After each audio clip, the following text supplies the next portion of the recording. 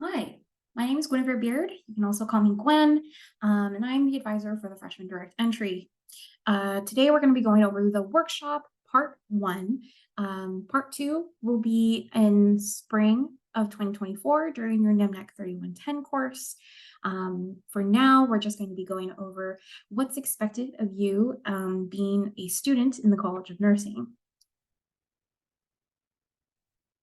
First things first, some of you may have already asked questions about this, is HSC or SLUD emails accounts. So we have found out that students, or your cohort specifically, will not be getting your North Campus email until spring of 2025. The reason for this is because there is a tuition differential attached to being part of the program. So in order for you to not be charged more than everyone else, it is best to not actually have access to the SLUD account until spring of 2025.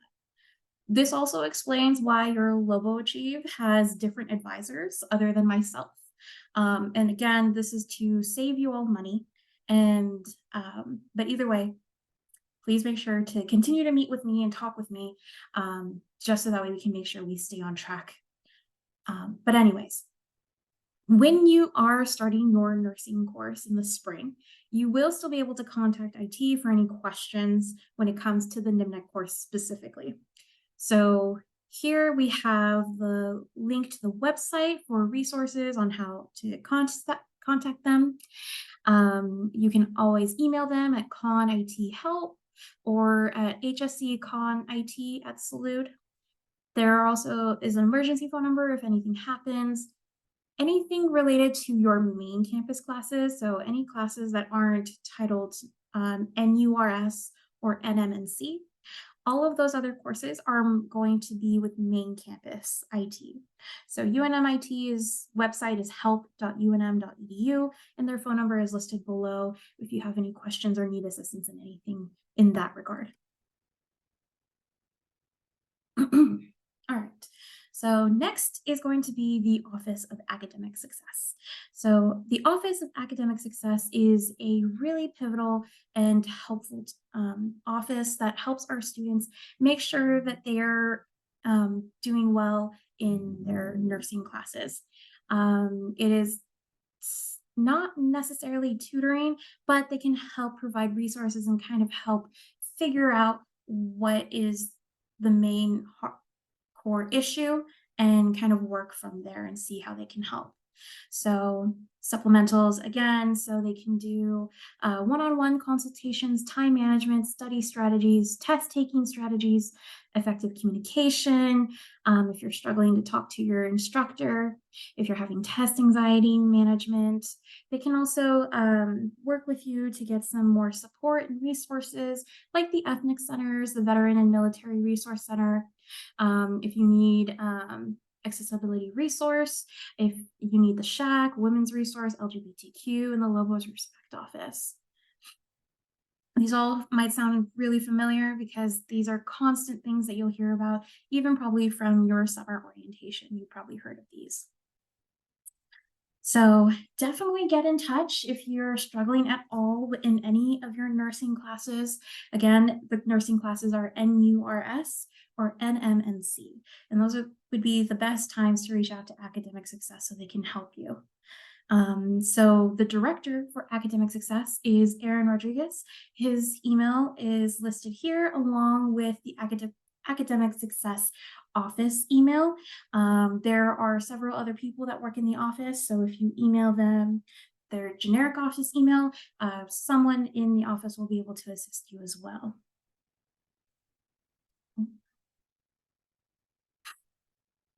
Okay, next thing is going to be the HSC Library. So of course, this is just kind of a screenshot. It is going to be a really good, useful tool, just like how your instructors teach you at main campus about Zimmerman Library and all the other libraries available there. The HSC Library is going to be hsc.unm.edu/HSLIC That's their website. You can also Google it and just find the link there. But this would be your go-to area if you have to do any reports or anything. Of course, faculty might ask for a paper. You might need to have some literature reviews. Ideally, we would want you to use the HSC Library for all of that. All right. And College of Nursing, being a nursing student and being around patients and things like that can be super stressful sometimes. And one thing that the College of Nursing really stresses is to make sure that you take care of your mental health. So sometimes our community of support isn't enough, and we need to look for other sources. We talk about what is available to you on campus. And we can just kind of go to the next slides. These are just going to be options. And the very one of the last, some other ones are the Shack. Definitely a really good resource. I'm sure all of you or most of you have utilized this or have walked past it a little, at least when you're going to the sub or anything like that. UNM's Resource Center, Women's Resource Center, I'm sorry. Some of you might already use it, some of you might not, but it is an open center for everyone. It does not have to be just women. Men can go too. It does have counseling services and peer support. It is free. And definitely there are specializations in eating disorders, being new parents, assault survivors, and of IPV and all of that. Their phone number is right there. Definitely go to their website if you're interested in just wanting to see what they have to offer. And they're also located right next door to Shack as well. Agora is a really great tool if you're ever having an need emotional support, crisis intervention, referrals for other treatment. This is a 24-hour hotline. Sometimes if you're even calling the suicide hotline, it will actually transfer over to them as well, just because they are the closest tower receiving that phone call. And everyone is fully trained and prepared to answer any phone calls or anything like that. Even if you just need to vent and just talk to someone anonymously, that's what they're there for as well. And then of course, phone number, if you want to text, you can also go to their website as well to do a chat. The New Mexico Crisis and Access Line, you can definitely call, chat, or text at 988. You can also call the full number as well that's listed there. Definitely, if you're interested in downloading the app just to have those resources available, you can certainly do that too. Manzanita Counseling Center. So this is also another free service. This is located on main campus as well. If any of you are familiar with, what is that? The housing by the tennis courts. I can't remember off the top of my head which one that is, but Manzanita is actually there right next to the dorms. It is free. You can give them a phone call or you can schedule your appointment through the website and they can get you all set up. The UNM Psychology Department Clinic offers counseling as well. It's free, or it can go by a sliding scale if you have some sort of income. And the services are offered by students in training to be psychologists. So these are typically going to be PhD students.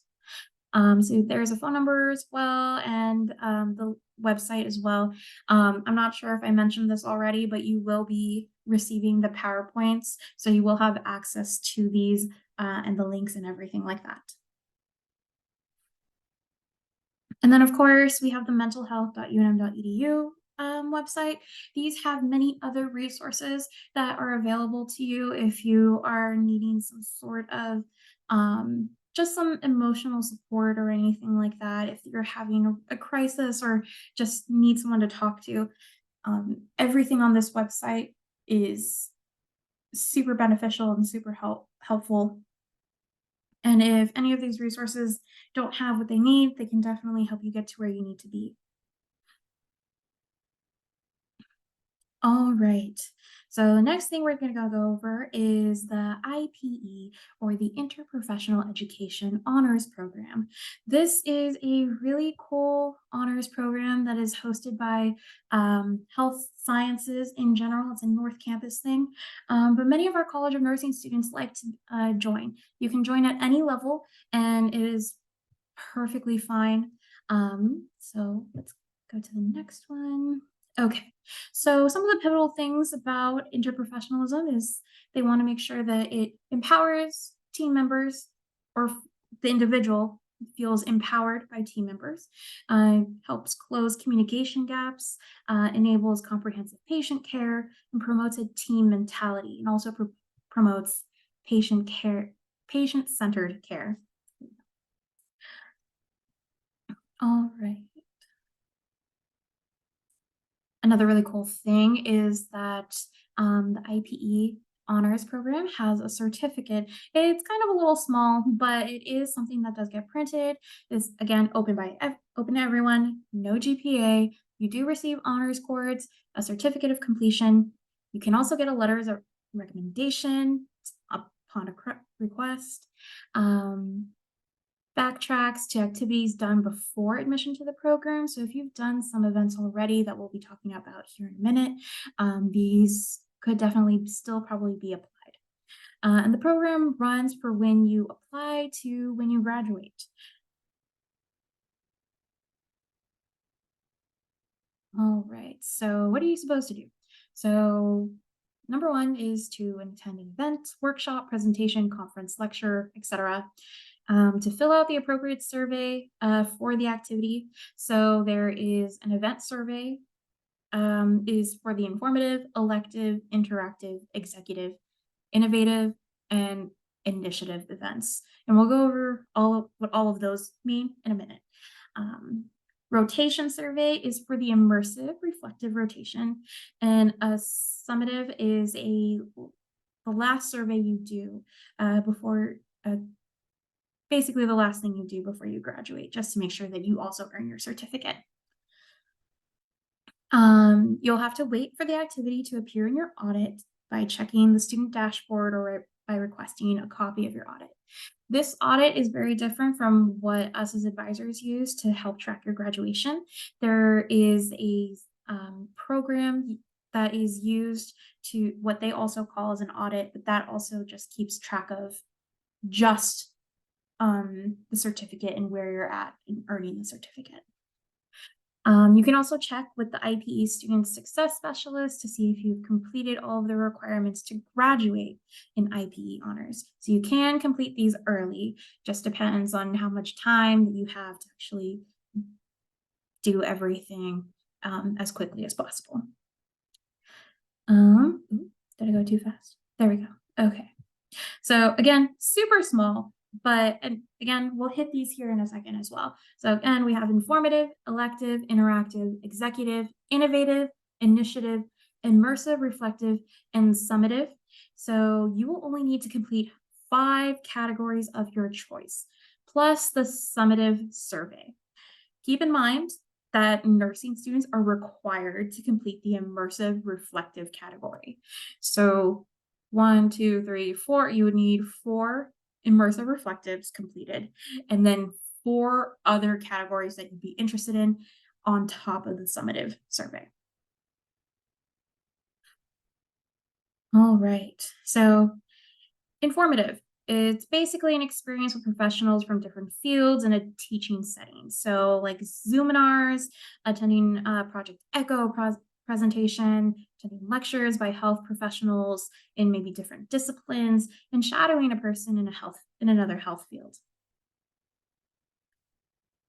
Elective is defined by one of the interprofessional education elective course, or a course that includes students from other programs. So IPEP electives, practical immersion experience. This is only technically for our MD students. Healing art courses, systems approach to planetary health, maternal and child health certificate course through the population health, These are all specifically classes. Elective just basically means specific classes to register for. All right, next will be interactive. So these are activities participating in extracurricular or voluntary workshops, outreach, community engagement. So maybe attending one of the outreaches like One Hope or AOC. IPE School of Law Ethics Conference. It happens every fall, so definitely we could plan to try to fit that in somewhere for your fall 2024. If you want to help out at the flu shot clinic, presenting at Project Echo, working on projects in an interprofessional group with an interprofessional faculty, or even attending interprofessional components, such as like pharmacology in clinic, transgender care workshop, things like that. The next thing is going to be the executive. So this is going to basically define as leadership in interprofessional education, in practice or with community collaboration. So being a member of a community board, a health professions special interest group, an ethics board, interprofessional education group, or academic or quality improvement leadership council. So examples would be HSC Student Council or GPSA. There is the AHEC Scholars Ambassadors Program, Clinic Coordinator for AOC or One Hope, etc. The LGBTQ or HSC Interest Group and VAC Scholars. There are more than just what I'm listing off, but again, definitely if you're interested, working with the coordinator for IPE was going to be really helpful and beneficial to kind of navigate what you would like to do. The next is going to be innovative. So this is more so going to be a project or a capstone where participants work across disciplines and deliver the interprofessional education through an activity or community engagement offering. So typically case studies, patient care, organizing an event, or building an activity for an outreach day of some kind. We'll also have the initiative. So this is research or the quality improvement. So things that, again, examples is the menstrual hygiene equity project or the interprofessionals research project, such as the RX to RN project or UNM Cares Health Equity Brief. So the immersive reflective, the ones that are required for the nursing students specifically. These are going to be basically clinical rotations.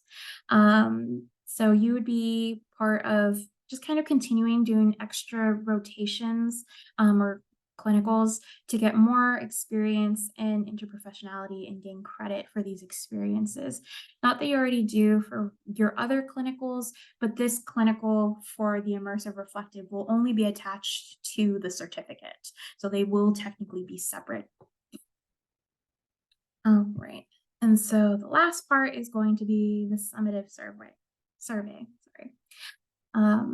So again, must be completed by every IPE honors student that wants to graduate with the honors.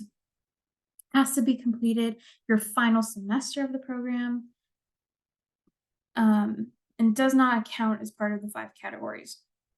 But definitely this is the most important data for the office, so that way they can keep track of who's going to earn their certificate and everything. So I guess if you're interested, you're probably wondering what happens after if you apply or after you apply.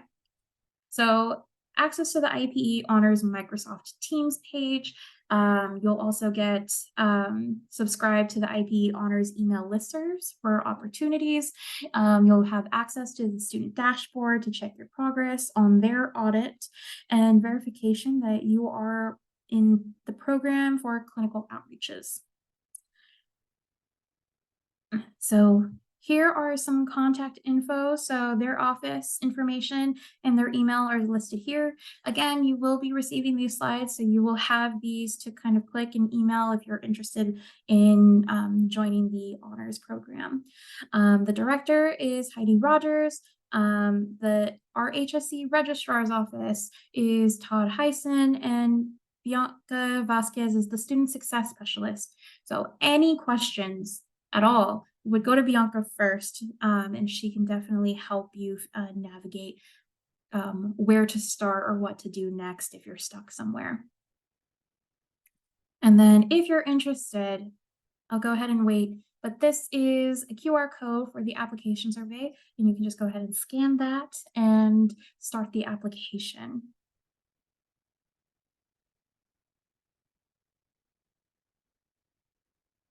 All right, so the next thing we're going to talk about is the Student Nurses Association at UNM. So biggest thing is, what does SNA do, or Student Nurses Association? So there are bi-weekly meetings via Zoom for all of the members and those who are interested, and even guest speakers. And we'll present at certain meetings, level check-ins to ask questions, or just to discuss nursing school, work and collaborate within the community, expand and grow within your experience at the time. Here at your time with the con, meet new people who are in the same experience as you, connect, and work together with other people to try to do the best to your abilities here while you're in the college. All right, so this is a lot written down, and definitely we don't have to go over all of this, but for the most part, these are the requirements.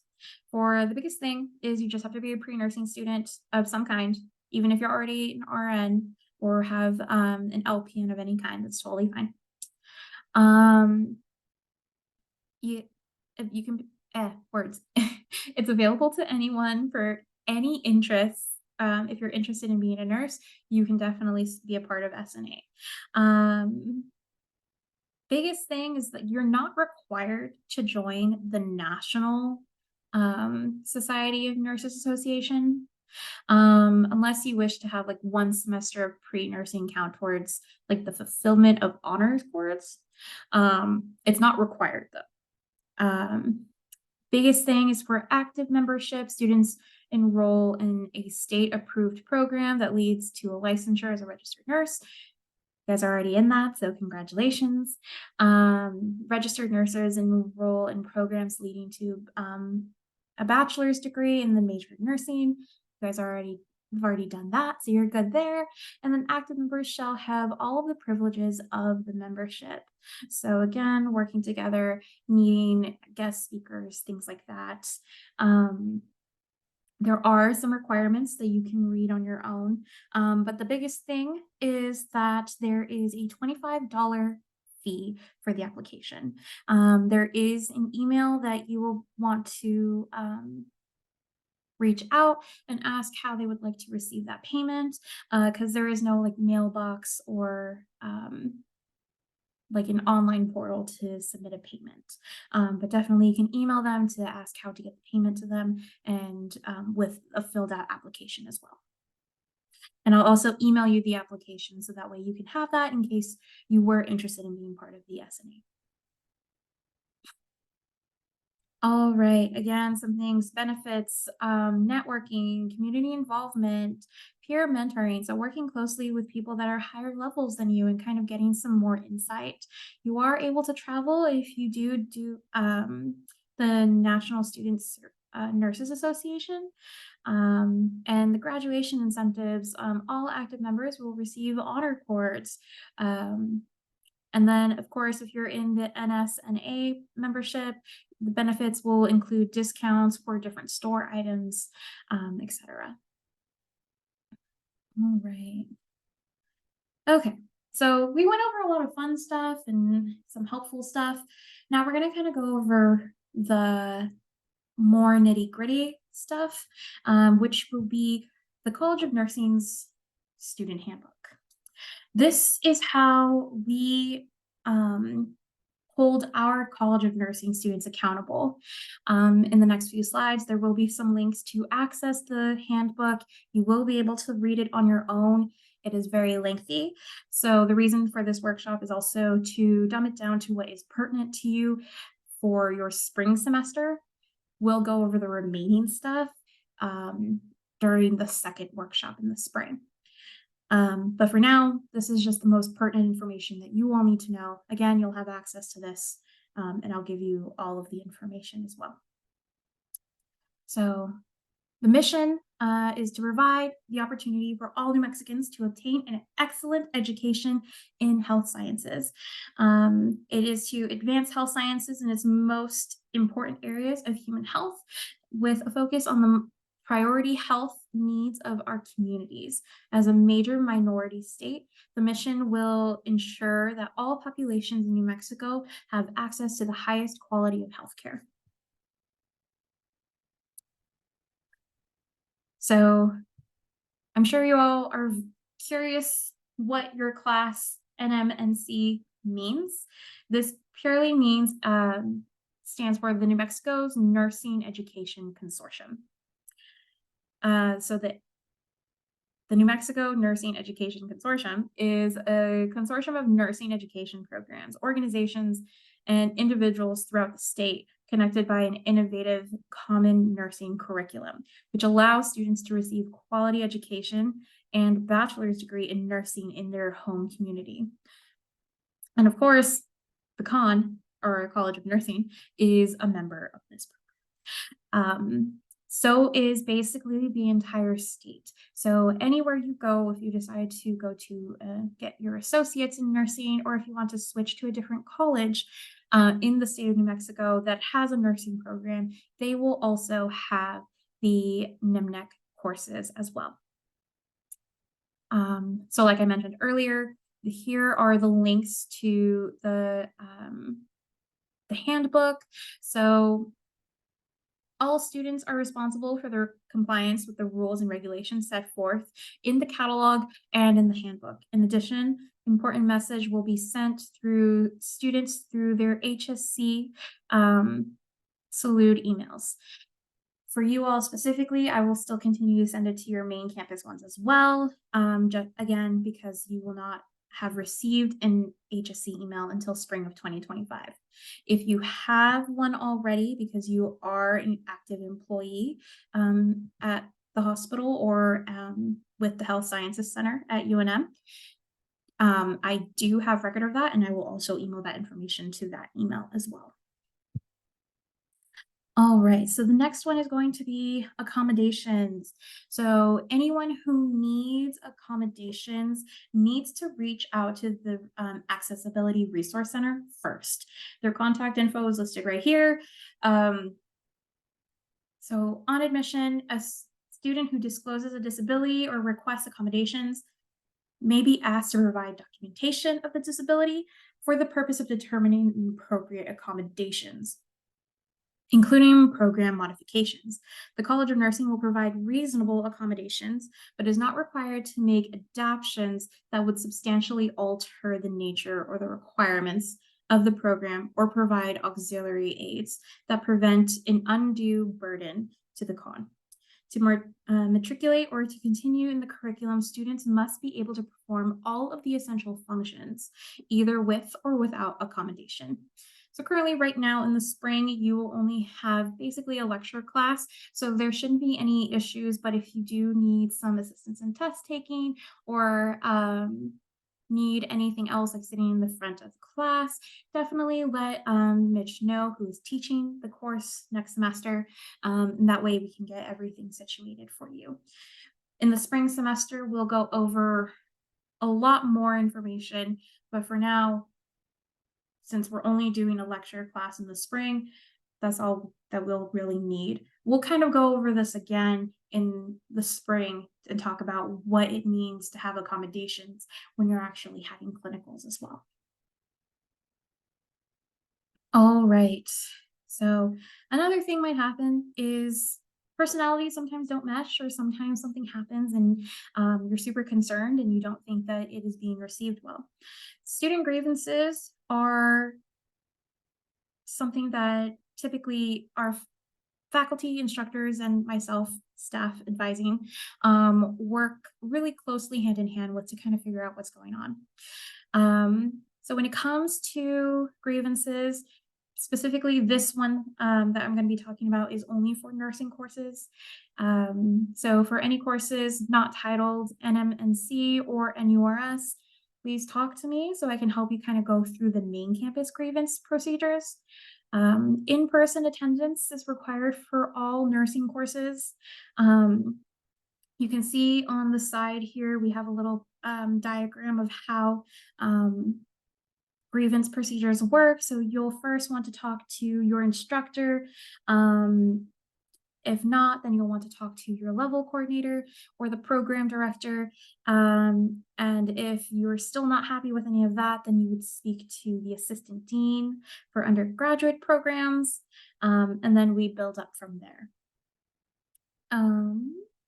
So students are responsible for completing all courses in which they are enrolled. Changes in enrollment, drops, or withdrawals must be officially processed. A student who does not follow proper withdrawal procedures may be given a failing grade and is responsible for tuition charges associated with this course. Students are allowed to do a grade replacement for up to 12 credit hours to boost their GPA. So drop and withdrawing grades, avoid it. Really try to avoid it if you can. Of course, if there is extenuating circumstances, please reach out to your instructor and me to kind of go over the next steps. This format is what, when you do have to drop or withdraw or earn a failing grade at all, this is what we call progression. So any first unsuccessful NMNC course, a C- or below, will be required to be repeated. Again, progression. Students are required to repeat the first unsuccessful course when it is next offered before progressing to the next set of courses. For example, NMNC 3110 is offered in spring of 2024. Your cohort, a new cohort exists every year or every fall. So you wouldn't be able to retake NMNC 3110 until spring of 2025. But that also means that you would not be able to progress to the next set of NMNC courses for fall of 2024. So there are some pros and some cons where you do get to repeat after your first unsuccessful, but it does set you back from graduating the full 4 years. Any second or more unsuccessful NMNC course will require a progression petition. The progression committee will review this petition. If accepted, students repeat the unsuccessful course or courses when it is next offered before progressing to the next set of courses. If denied, students are dismissed from the College of Nursing for 1 year. Students are eligible to reapply to the College of Nursing after that. Dismissed freshman direct entry students who wish to reapply will have to follow the pre-licensure admissions requirements and apply as a pre-licensure student. So you will lose your spot as a freshman direct entry student. And then lastly, again, super lengthy, professionalism, communication. You must express your ideas and feelings clearly and to demonstrate the willingness and the ability to give and receive feedback. You must be able to convey or exchange information at any level, at a level allowing development of a health history, identify problems presented, explain alternative solutions, give directions during treatment and post-treatment. You must be able to converse effectively in English, both in oral and written forms, and synthesize and communicate information on patients' status accurately. So emotional and behavioral most possess the emotional health required to fulfill utilization of intellectual abilities, exercise good judgment, prompt completion of all responsibilities, must be able to maintain mature, sensitive, empathetic, respectful, and effective relationships with patients, students, faculty, and staff, and other professionals under all circumstances, including highly stressful situations. Students must have the emotional stability to function effectively under stress and to adapt in environments that may change rapidly without warning and or in unpredictable ways. Must understand the personal values, attitudes, beliefs, emotions, and experience affect perceptions and relations with others. Um, must be able and willing to examine change behavior when it interferes with the effective patient's care and or student team relationships, and must possess the skills and experience necessary for productive and collaborative relationships in diverse academic and working environments.